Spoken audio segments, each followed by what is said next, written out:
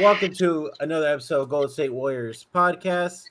I am Brandon Franio. Joined by me is my co-host Jordan Medeiros, and we also have a couple special guests tonight to celebrate tonight's win and moving on to the NBA Finals for the sixth time in 8 years.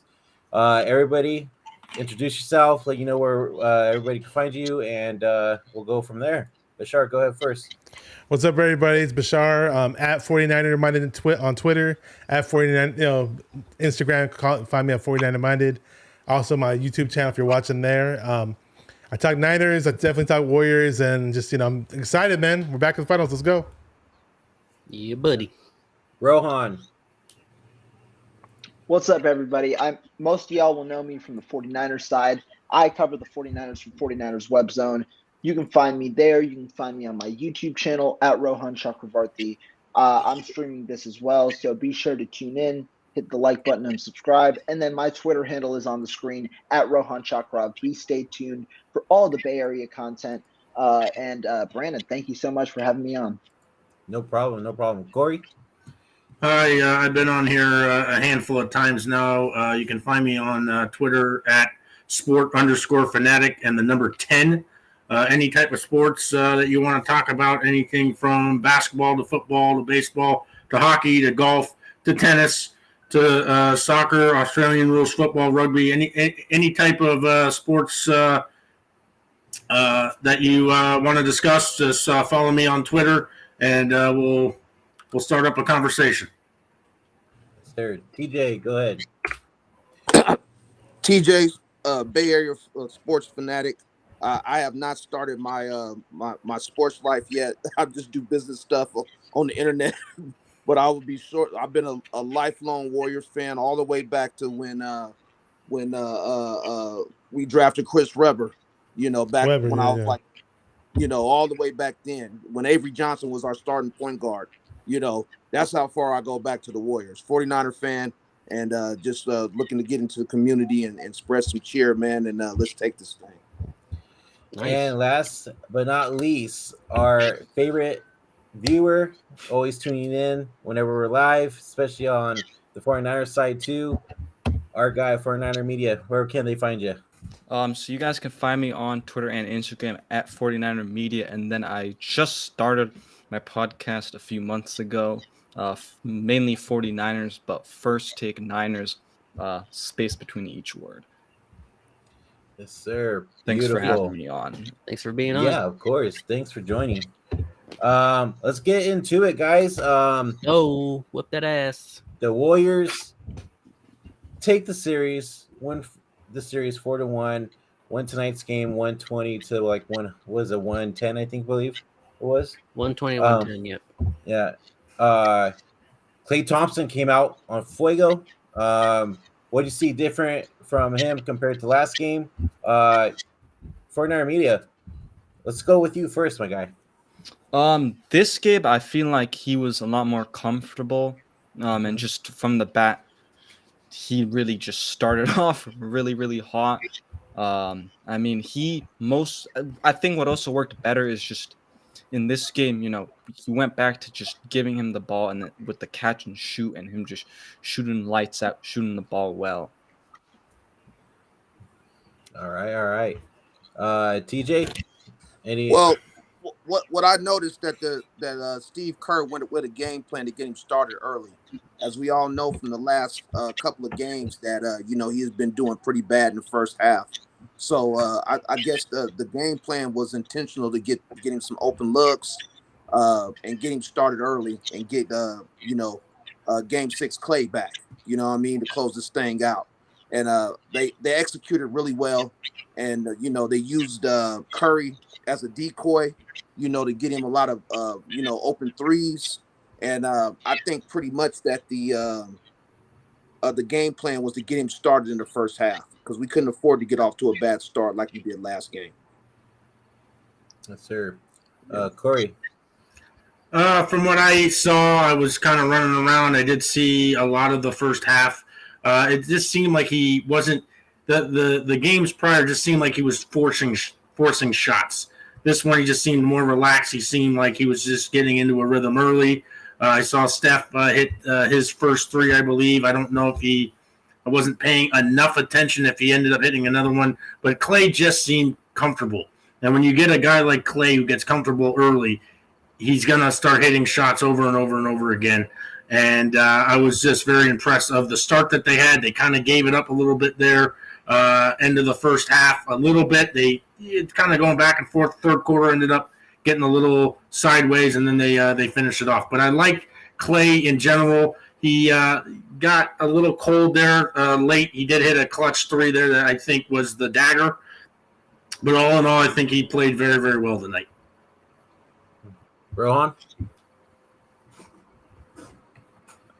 Yeah, I agree with a couple of things that other people said. When you talk about Klay Thompson, this entire playoffs, right, it's his first kind of stretch back. And so we saw Klay Thompson really hunting for a shot early. There's kind of been that one game every series where Klay Thompson's looked to hunt a shot. In this series, it was game 3. In last series, it was the early parts, right? Games 1 and 2, when the not 49ers, my bad. When the Warriors struggled a little bit, Thompson shot 6 of 19 and 5 of 19 in the first 2 games. But when you see Thompson hit those early shots, like someone else said, you see him get comfortable. And when I say get comfortable, I don't necessarily mean he's not taking as many shots, but the shot selection seems better. He's looking to get more in rhythm rather than trying to force it off the dribble or something like that, something where he's not as comfortable. And really that helps the rest of the flow of the offense, right? Because a lot of attention towards Klay Thompson means that even when Curry's having somewhat of a poor day, everyone else can step up. Jordan Poole, 6 of 8, 16 points. Kevon Looney had another monster game with 18 rebounds. Even Andrew Wiggins had 18 points, while Draymond Green was very efficient with 17 points. Really, it opens up the rest of the team. I also really like something that someone said, in that the Warriors started early. We always talk about third quarter Warriors. Today it was second quarter Warriors, 41 points in the second quarter. You never see them. It's not that you never see them, but it's like that slow start in a way is symbolized by that amazing third quarter. It's glad that they got ahead of the ship earlier today and kind of put this one to rest early. Yes, sir. Bashar, any other thing that you want to add on to that? About in general, though, I just like the whole ball movement. It was excellent. I mean, I don't know that when we get going with that ball movement, I don't think there's any team in this league that can stop us. Mm-hmm. And I love seeing Draymond's energy out there. To see him this aggressive on offense meant a whole lot for this game. It just means a whole lot for this, run into the NBA Finals and to get another ring for that squad. That's Klay Thompson, Draymond Green, Curry, Iguodala. For them to get another ring, that would be huge. So I just love the energy, and hopefully they sustain it. And I liked it a lot. Jordan, you have anything else to add? Yeah, I enjoyed Klay's game tonight. Like everyone said, he just felt comfortable. He let the game come to him tonight. He didn't force anything. And, his defense was on par, I think, tonight. And, I'm just excited that they're headed to the finals now. And I'm ready for Boston because I believe Boston will end it and be in the finals. Yeah. Okay. Joey brings up a good point. I was just going to bring this up right now. The Warriors had 36 assists. So that ball movement was just on fuego tonight. And that's what Warriors basketball is about. You didn't see this most of the series. But I mean, making this happen and the shooting coming down. I mean, you're like, this is Warriors basketball. This is what we've been missing. Only 7 turnovers. Only 7 turnovers. Yep. And 16 for 16 from the free throw line. Yes. That's a underrated stat right there. That's something to point out for sure, because most of the times we're not perfect from the free throw line. And Wiggins was 4 for 4. Yes. Yeah, he was. Yep. And honestly, they had a good game. Just the third quarter they got stagnant. You know who also surprised me as well today? Draymond Green. Belly? Yeah, Draymond. He was so aggressive Belly, today. Yeah. Draymond went 6 of 7 from the field. He was 1-1 on 3-point land and 4 of 4 in free throws. You don't see that from Draymond very often. So keep telling you, better when he scores. finishing with 17, 6, and 9. Damn. I mean that for sure came in clutch as well in tonight's game to put away the Dallas Mavericks. Let me ask you guys. Go ahead, Cor. I was going to say, don't short Moody with his 11 minutes and 7 points either. He came up huge in that first when he came in. Yes, sir. I was just going to bring that up too. Moses Moody comes in, puts in some work, and I mean, I think we all said this like during the game. I mean, he's going to be a freaking star with this team. I mean, him and Kuminga, man, the future, man, looks really bright. Kuminga, Poole, and hopefully Wiseman. Yeah. Let me ask you guys this. I'm gonna go ahead and throw it to Corey first. What do you think about Steve Kerr starting off Bailey first instead of Kuminga? Well, Kuminga never actually saw the floor, to my knowledge, except maybe in garbage time. Garbage time. 3 minutes of garbage time. I was a little surprised to see Bielitsa and Moody and a couple other guys, even JTA, I think, got a little bit of play there early. I think that might have had to do with Draymond getting the early fouls. I think he ended up with 5. But I was surprised, but it just seemed like Steve Kerr was coaching very loosely tonight. He just no pressure, just kind of go in, play your game. You got the home crowd. They're still undefeated at home in the postseason. I said, this is our comfort zone. This is the first playoff run at Chase. Let the crowd kind of feed into it and showed a lot of confidence in the young man. And I think. If you're looking at the stats there, he went 11 minutes, 2 or 3 from the field, hit his one and only 3-point attempt, and he hit 2 free throws. He was a +4 for the 7 points. I think he could be very key in the finals with some minutes, because this is going to be a very grueling series against whoever they end up playing. Probably going to be Boston, but we'll see. But we have a whole week to try to dissect that.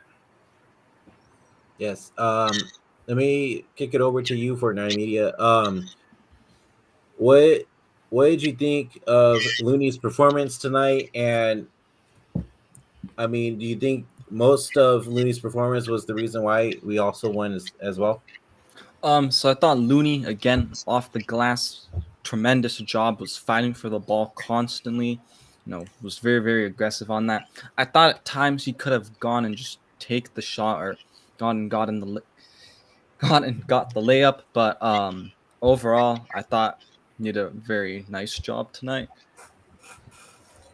All right. I want to add again, I used to be Looney's biggest hater for those that don't know. And especially when we drafted Wiseman, I wanted nothing to do with Looney. Especially going into the season, I said it on my channel, actually. I said it that I wasn't too big on Looney and I hated on him. I'm sorry, guys. 18 rebounds, and, 10 points tonight.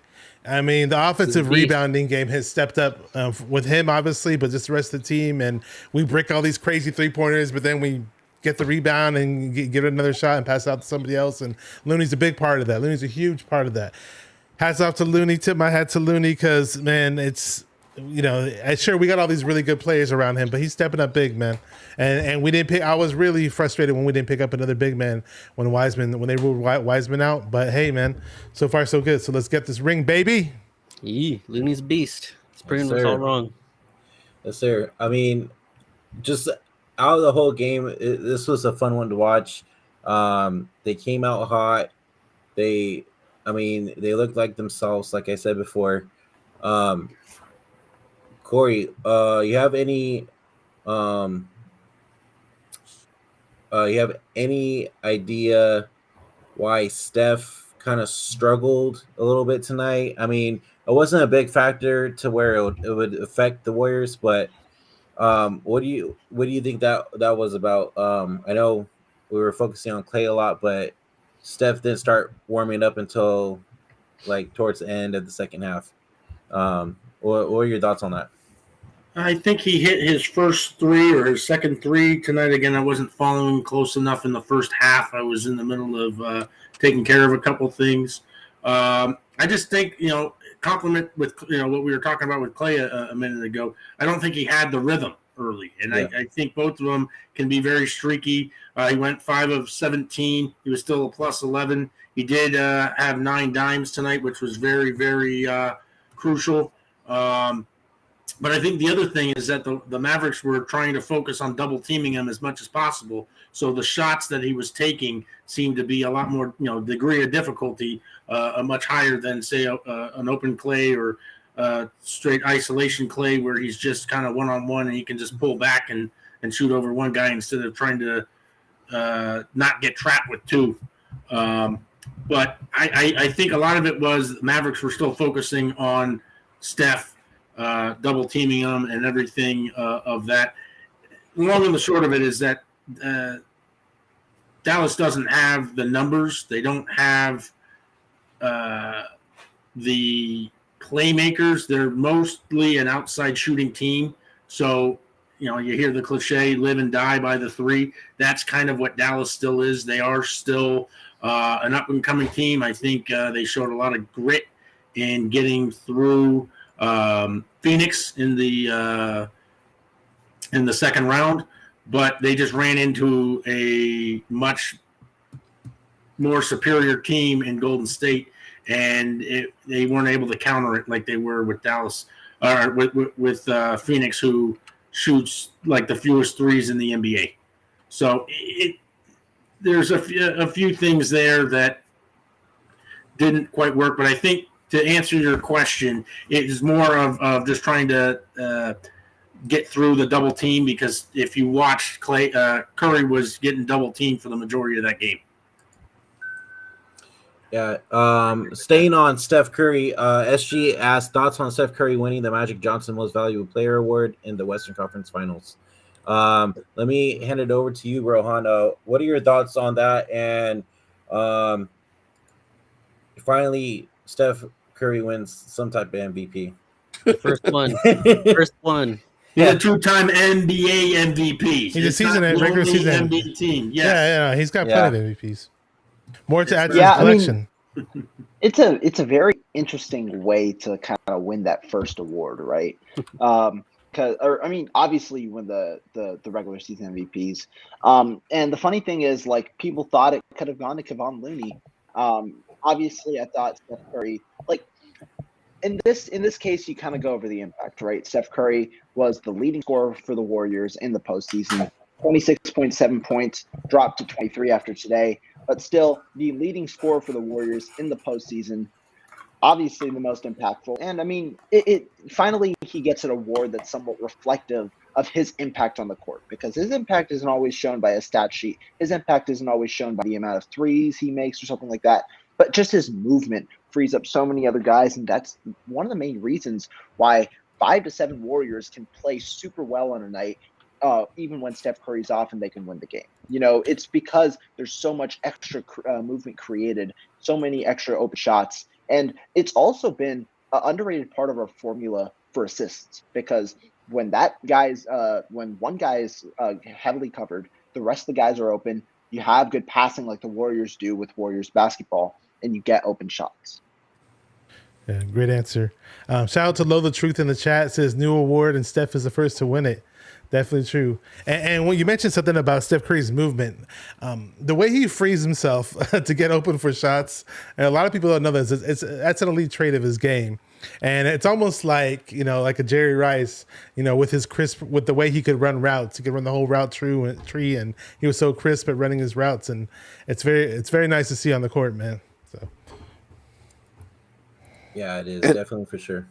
And I just wanted to add too, one of the things that a lot of people don't talk about is when you talk about Steph Curry is reverse gravity. Most basketball teams, the gravity is to the basket and then back out. With the Warriors and Steph in particular, it's the opposite. Everybody is rushing to the 3-point line. All the gravity is going out that way, and then it leaves the inside open. And there's very few players that have that effect. That's what this other gentleman was talking about with the impact. But when you have reverse gravity going to the 3-point line, that makes everybody else better. It, probably raises everybody's points total up maybe by about 3 to 4, which is more than enough to win a game. And that's one of the things that when you talk about impact on the court and what MVPs do, which really means makes everybody else better, there's very few players that can match that. And that was shown big time in this series because Dallas had no answer down low. They didn't have the size or anything like that. Just to piggyback off of what TJ was saying, it was backdoors and lobs and everything all series. It was just unfortunate they weren't able to complete the sweep a couple days ago just because of the 23s, but a moot point at this point. And Brandon, real quick, let me just chime in on that point because Cory made a fantastic point there. Yes. And it's not just that the Mavericks haven't been rebound this series. The Mavericks aren't a good rebounding team in general. They're 24th in the NBA in rebounds with 43, and really, they're in that bottom echelon. And then in the playoffs itself, they are the second to worst team in total rebounding. So in a way, when the Warriors lack size in previous series, this was one of the more favorable matchups as opposed to the Suns, who had Ayton and multiple other bigs. Now, this won't necessarily be the same formula for the next series because Miami and Boston both are pretty good rebounding teams. Boston is 5th. Miami is 22nd, but you know that they have the physicality required for that rebounding composed team. So I think that that's the difference in a way from these two series. Good point, Cory. Thank you, Rohan, as was yours. So I also wanted to talk about too is the Warriors shot a lot more in the paint too as well, which helped them gain that lead and that momentum. What were your guys' thoughts about that? Because I know last game it looked like they were shooting a lot of threes that weren't just going in at all. Go ahead. Well, see that was the Mavericks, Jason Kidd's strategy, was to guard the 3-point line, double team Steph before he got to the 3-point line. So that opened up the floor. So of course we had to take advantage of that. Yes. And it had been drilled into them so much to take away the 3, because that's really the only way a team can really kind of hang with us is if they stop the 3 ball, even if they are giving up the 2, because if you're shooting, 40% from the 3-point line, then the other team has to be shooting 65 to 70% from the 2-point line to be keeping up, so it's a sound strategy, but what happens is it opens up the floor and we just go crazy on the inside. We get a couple of stops and it's still the same effect of us hitting 3 or 4 threes in a row. So that's why you saw such weak defense on the paint, because they were spread out. They were guarding and running to the 3-point line, things like that. Warriors shot 38.9%. Dallas shot 40.5%. Dallas still hit 17 threes. But the other thing that I don't think any of us have said, 36 assists on 40. What was the total shots? I mean, it was absurd. The Warriors get into that 30 assist game. It's it gets almost impossible. And they 36 assists on 36 shots. Or 88, 45 made baskets. 36 of those were assisted on, and they shot 51%. It's a losing formula for any opponent. It really is. And they only turn the ball over 11 times. You keep it around 12, turnovers at a dozen or less. Good luck. I mean, that's how you beat the Warriors, is force them into stupid mistakes, turnovers, points in transition, the works. So. I was curious, what did you guys think of Bjelica's the defense on Luka Doncic? Anybody want to speak on that? Let's go with 49er media. Been kind of quiet. Yeah. So I thought Bjelica, I do want to also kind of get to that point before when we were talking about a little bit early about him, but I think it made sense for him to actually play just because he showed some really good play in the last game near the end, when the Warriors almost made the amazing comeback. So I wasn't surprised that he got the minutes, and I thought he did a really solid job on Luka. I mean, Luka, for the most part of the game, had like 6 points in the first half or something. So I thought didn't score in the second quarter. 6 points were all in the first. But Sean, you want to do it? I thought he played lights out on defense. That's good. Rohan, let's get it over to you. We don't have anything to add on that one? Yeah, not necessarily solely on Bjelica, but just on the team and rebounding in general, right? TJ was bringing it up, how the Warriors kind of dominated in the paint, which isn't necessarily always their motto, given how they're a running gun team, love to shoot threes. But the Mavericks are that team as well. And the Mavericks shot better from the three this game, 40.5% as opposed to 38.9% on higher volume as well, 6 more shots. Why did the Warriors win this game? Well, they were 59.6% from twos, and they beat the Mavericks 50 to 32 points in the paint. That was the key part. The Warriors really just used their physical presence this game, this series, not even just this game, but this series, something that they aren't necessarily known for, and that was just an important facet of the series. And the one thing that really adds on to this that we talked about earlier, that 16 of 16 from the free throw line. When you're dominating the paint and when you're automatic from the free throw line, that just increases the aggression of the team, puts you closer, and gets you easier buckets. I thought that was very important. Hey, great point. Yeah. I want to mention something about Curry because you guys were talking about him earlier and it slipped my mind, but I love that play where Curry ran out on that 3-point shot and blocked that dude that was attempting a 3-pointer. That was just such incredible defensive hustle and just an amazing play for Curry, who gets knocked by a lot of people who hate him, I guess, and they say he doesn't play defense or something like that. But in general, he had a pretty damn good game. I mean, his shooting wasn't that good, but we're talking about plus 11 for Steph, 15 points, not the best, but 9 assists, so and 2 steals, so on 1 block. So again, shout out to Steph, our Western Conference Finals MVP, and hopefully NBA Finals MVP. Wearing his jersey as usual. Number 30. Let me ask a question. So let's talk about Draymond. I always mention, when Draymond scores more, it's pretty. They're more unstoppable than usual. I think he had his best game this series. Do you guys agree? Do you think he had his best game tonight in this series? I definitely agree that he had his best game. I think he was maybe 4 or 5 rebounds shy of a triple-double and maybe 1 assist, high double figures. But the most important thing about Draymond's game, as was evident when he wasn't playing and we lost all those games in a row, is that he was orchestrating the offense and making the right pass, which really, like I said before, I didn't know, but, almost right on the stats I gave, Dallas was hitting 40% from three-point land, and we were at 60% from 2, and that's how you have to beat that when they're shooting that high. And the big reason for that was because Draymond was making a lot of the right passes, he was making all the rotations. And see, another thing that is very important to the Warriors that people don't talk about, and they don't give Looney and Draymond the credit that's due, is the screen setting. Our offense is very reliant upon getting screen set, right? And that's another aspect of Draymond's game that is super important to us that nobody talks about. Yeah. They took that 1 3-pointer away from Curry, right, on that one Draymond screen.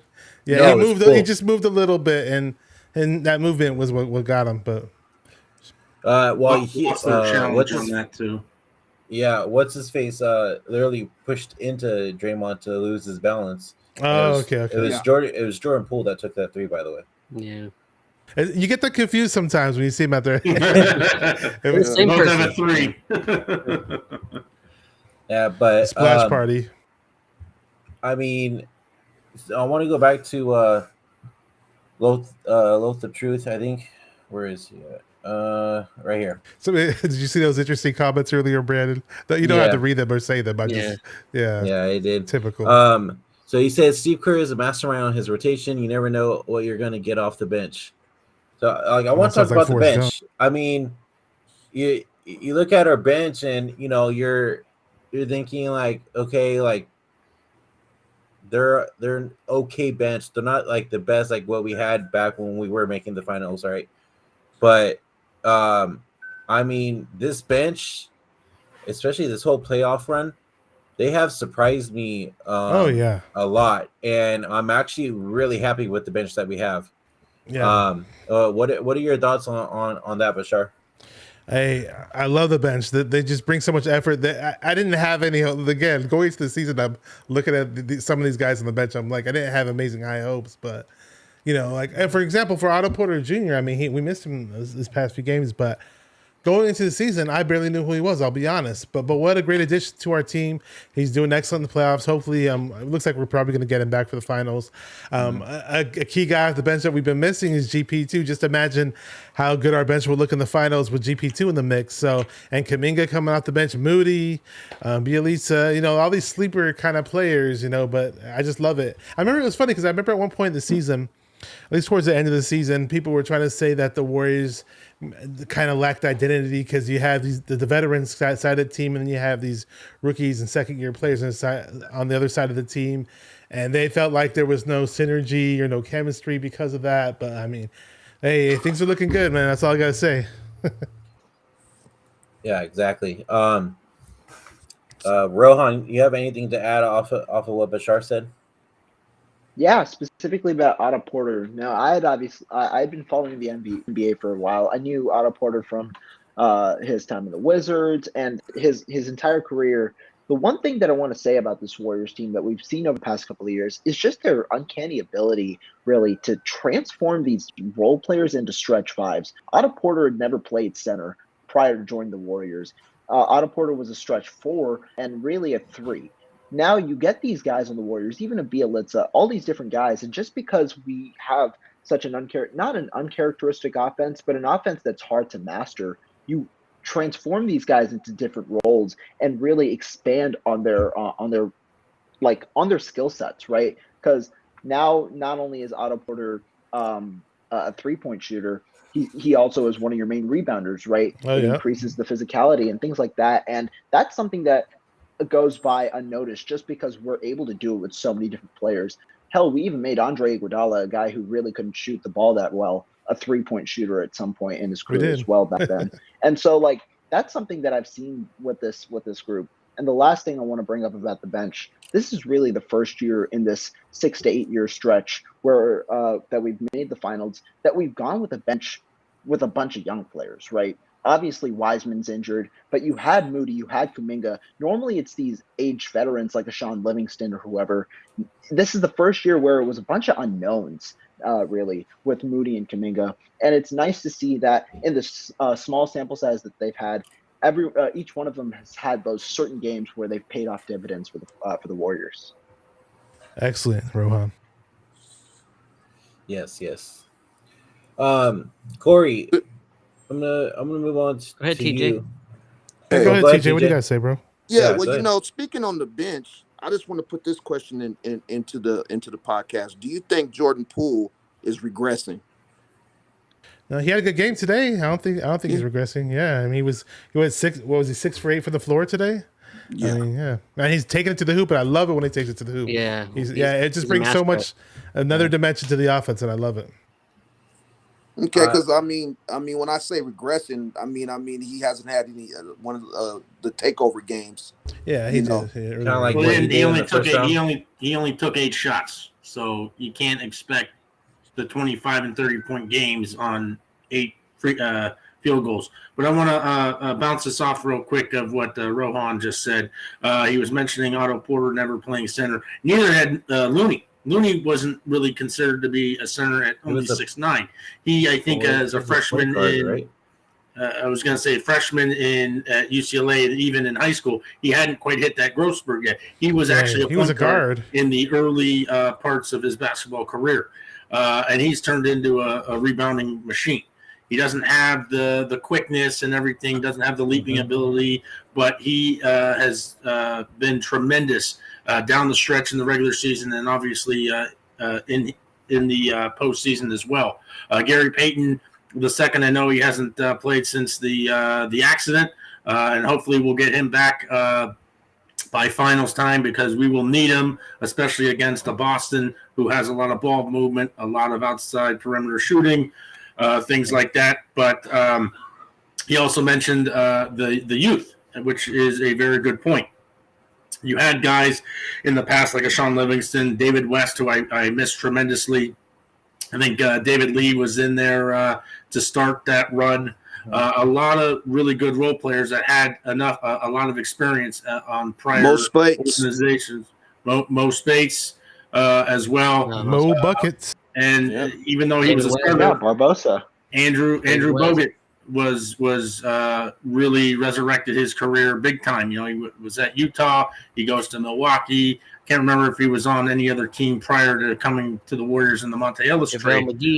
JaVale McGee was another one. I mean, they had the depth was almost unfair back then. You knew the Warriors were going to get to the finals and through the West. It was, are we going to play Cleveland again? Is there going to be another team in the East that's going to step up? It happened to be Toronto in the last year there in 2019, but the Warriors were going to be there every single year. This was the biggest surprise, even more surprising than when the Warriors got to the finals the first time.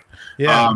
And the bench isn't, I think the bench, I'm not going to say is as impressive as it was back then, but I think it's mainly because of what Rohan's point was, is there's just not a lot of experience on there. But you come to a system that you can get all the pieces working together. You have Looney, who's pulling, 15 rebounds a game, it seems like now. You're going to get Otto Porter back, who was a monster at Georgetown. He gets drafted into the Wizards, and he kind of regressed a little bit from his college days, and it happens a lot. But he's resurrecting his career out here big time, and I love what I see off the bench. And obviously the starters with Clay, Dre, Steph, Wiggins is been enormous, and then obviously Kevon Looney. I love the starting five, but I love them 3, 4, maybe even 5 deep coming off the bench. It's going to be really scary for either Boston or Miami going into the finals.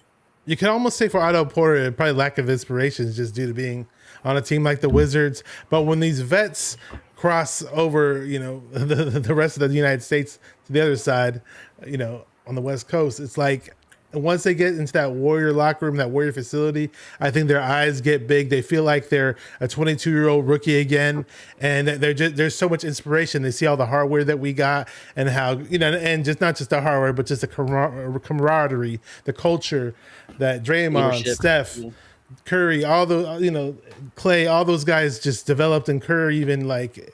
An aging vet comes to the Warriors, boom, and now you see Otto Porter Jr. and he has he's got that spring in his step, he's got that old man athleticism. So and take Andrew Wiggins for that exact point as well. He gets drafted to Minnesota, doesn't work out. He goes to Cleveland. LeBron doesn't want him, and look who ends up with him. And because he's not the leader, because they're not expecting him to drop 30 a night, he's that role player.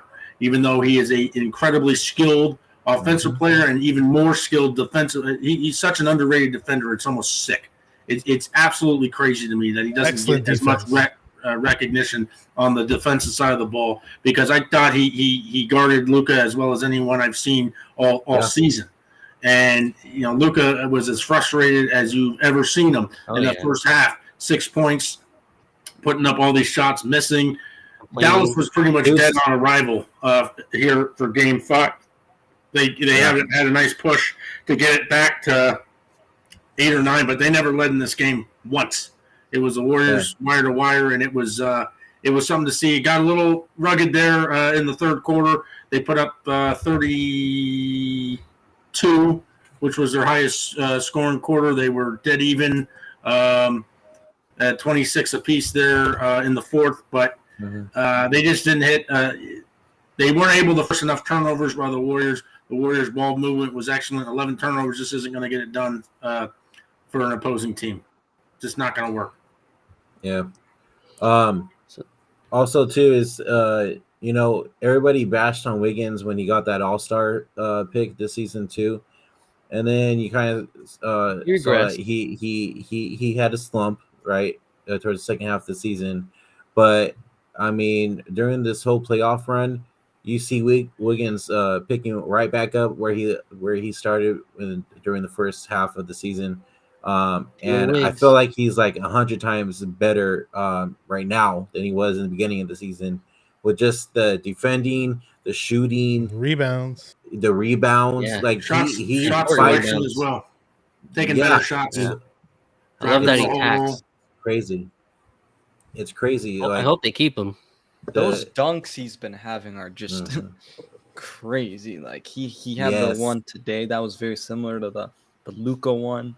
Him and Yep. GP2. Yep. Well, that's what I'm looking forward to coming back. We're definitely going to need him. Mm-hmm. Yes, Yeah. for sure. Yeah, I miss It's GP2. it's looking like I'm thinking GB2 will be possibly ready by game one of the finals, I hope so because because they're saying that he is progressing, and I mean he hasn't used his left arm yet, but it's nothing but positive news so far. So well they Yeah, say next also week. too that Iguodala should be back too. yes, Iggy should be back as might well be. for the Really? finals. Well, Wow. he's got Yeah. he's got a neck issue. What does he have going on right now? Neck Yeah, and- old Question man is, stiff though, neck. will they play Yeah. Iguodala now that he's coming off 2.5 weeks and they have a good 7-8 man rotation? Do you play Iguodala and favor those two rookies? That's a good question now heading into the finals. I don't Just think with you the- should. Yeah, I don't think you should just because the momentum. Sorry, but I think just the momentum, like right now, and how everything's gluing kind of together. I think I'd keep it on there. And Iggy's, great veteran to have, so you could just I would have him play on the eight. bench and have him be that. The veteran defense that coach. guy has had since day one is going to be very crucial if they can somehow get him back. I still think that's very optimistic there, TJ. I haven't. I read something earlier this week. I think that there was a chance, but I'm not as optimistic as the rest of you guys when it comes to Iguodala. Gary Payton needs to be back for game one, especially if it's against a team like Boston who guards extremely well. Their defense, they're very physical, and they're going to have a hard time getting down low, even though the tallest guy with Williams and is it Horford, both at like 6'10", a little bit taller than an Otto Porter or a Kevon Looney. Williams is But- 6'7". Okay. There was a second guy. I can't remember who else was at 6'10" for him. That's Williams. He's Williams 6'8". and I thought there I think was somebody. Grant is 6'7", and then Robert is 6'9", 6'10". Yeah. So they have a little bit of size, and I think those backdoor cuts are going to get cut off rather early in this series. So I think it's just going to come down to three-point shooting, mid-range, and just penetration and trying to find the open man. Ball movement is going to be absolutely essential because I think we're all assuming it's going to be Boston at this point. Well, just speaking on Boston, where we do have a distinct advantage is our bench. Their bench is weak. Peyton, Derek White is decent. Is pretty decent, but that's really about all they have. Is Peyton and White coming off the bench. But So the we thing is, definitely- they're also streaky in that way, in that, like, it doesn't matter. It's a 7-game series, and you really just need 1 or 2 games where the bench heats up for you to take those games. Because when the two sides are so close and so similar in terms of the way that they're molded, with strong guard play, with overall ball movement and all of that, that's where it'll come down to. Just if they can get streaky for 1 or 2 games, it's up for grabs for sure. I think Well, go ahead. Well, what does scare me about them is that the defense and the rebounding can hurt us. That's where we're a little weak. Is the rebounding, especially keeping the more athletic forwards off the glass.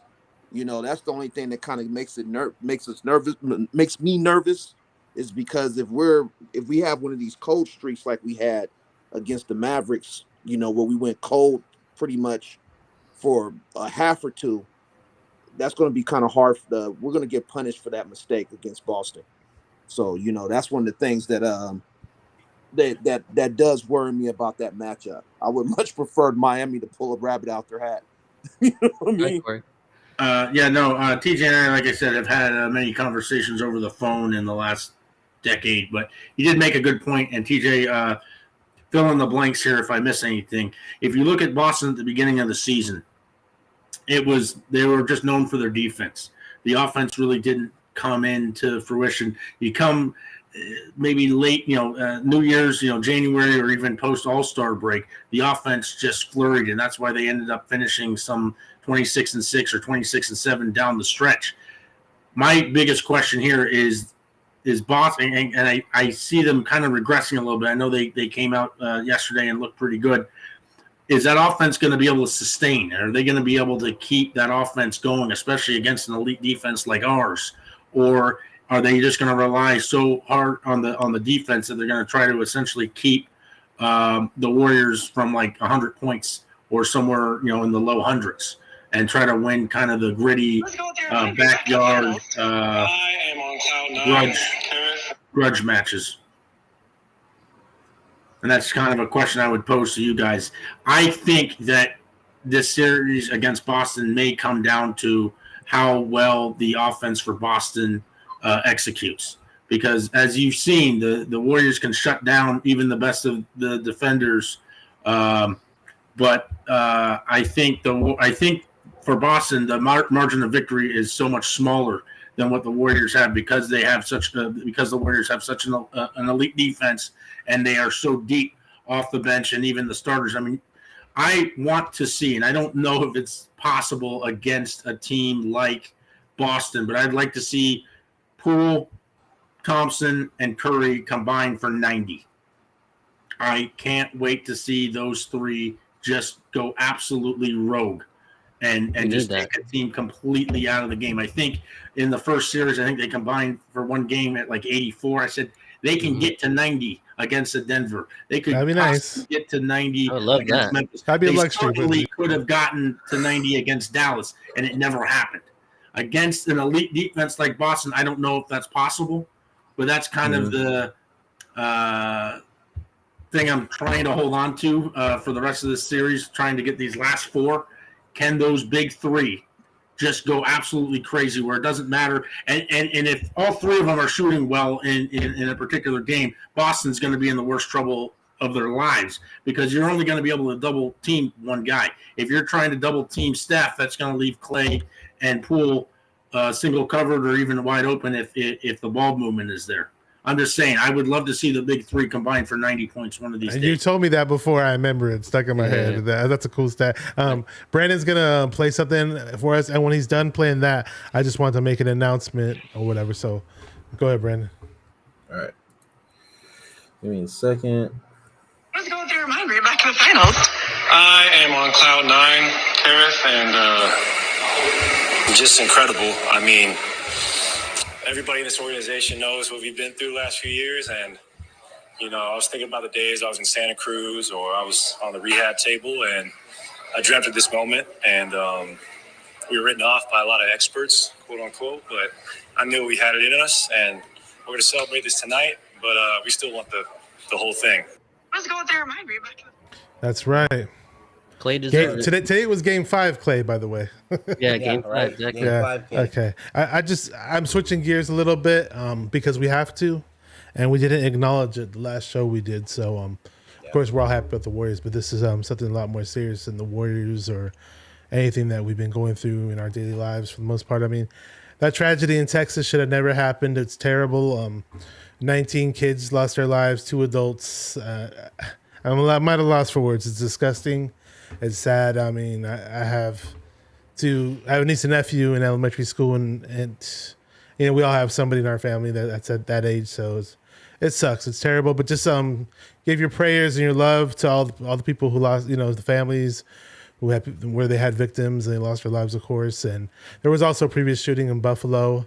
And we should never hear about shootings all the time. It's just ridiculous, and it sucks. And Steve Kerr, shout out to Steve Kerr. He had a great press conference when the pregame press conference for the last game over in Dallas, and he didn't even talk about the game because he was just very disgusted and upset. So I just had to send this out because we didn't discuss it last time, and I didn't want to make it the whole show or anything like that, but I definitely had to acknowledge it. That's all.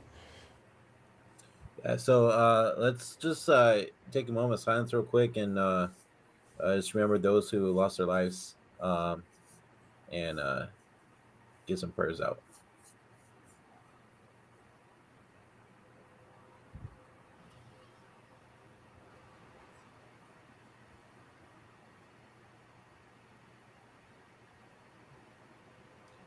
All right. John V says, been holding them close every day since man, just crushed. It's crazy. I myself was in a similar situation when the Garlic Festival shooting happened. I was running for my life.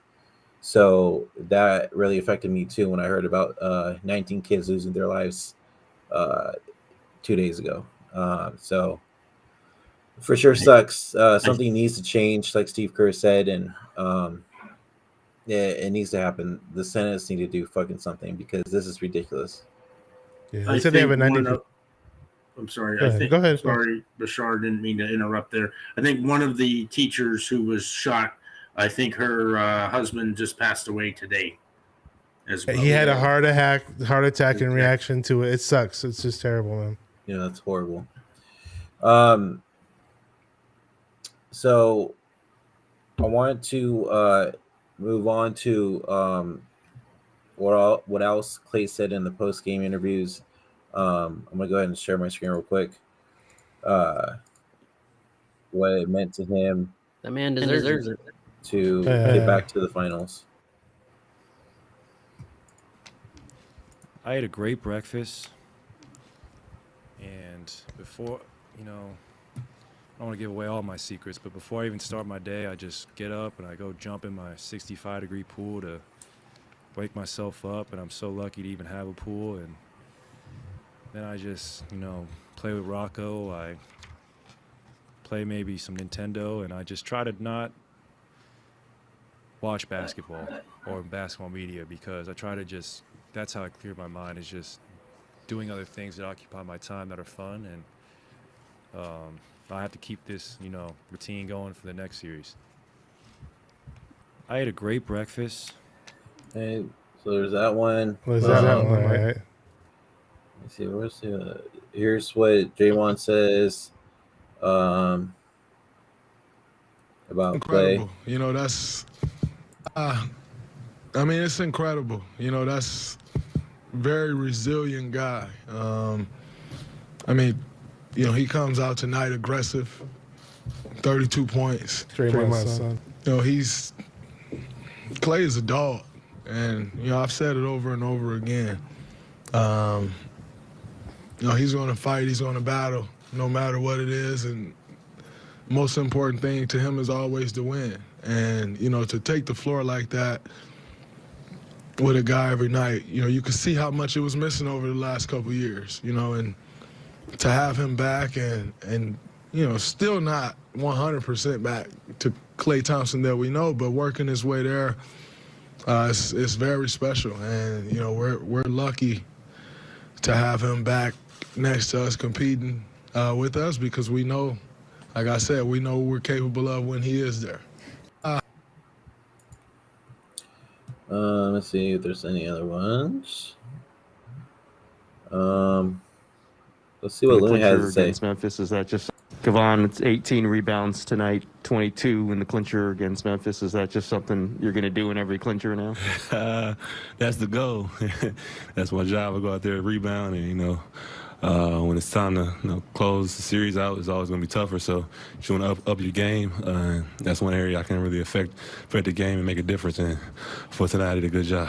Kevon, it's 18. All right, and then there's that one. Let's see what Dre says to the TNT crew. I think both teams are still undetermined who you're going to play in the next round. Who would you like to play? I mean, Be honest. I think both teams are tough. Boston causes problems, especially offensively. Draymond. Their defense is incredible. How long we been boys, Draymond? I want the honest answer, Draymond. You're asking me who I want to play. I'm gonna tell you who I think we're gonna play. We're gonna play Boston. Okay, that's who we're gonna play. Thank you. That's the Draymond I know. We're gonna play Boston. We're gonna be wrapping. Go ahead, man. Go ahead. Yeah. Let's piggyback off that question Draymond just said. So we've talked about this, a couple shows, but this goes for Rohan, 49er Media, and TJ. Who would you rather play, Miami or Boston? I would rather play Miami. It'll be an easier game for us, to be honest. Get the chip. Yes, sir. Just from a basketball point of view, and like before, I was ecstatic when the Mavericks beat Phoenix because I knew it was a better matchup for us. So you want to be honest about it. Boston is going to be tough. I think we still can beat them. We still have some advantages that we can exploit. But from a pure matchup point of view, we're definitely Miami is definitely a better matchup for us. And basketball is about matchups. Go ahead, Rohan. Yeah, I mean, I agree if we're talking about matchups, right? Miami is the better matchup.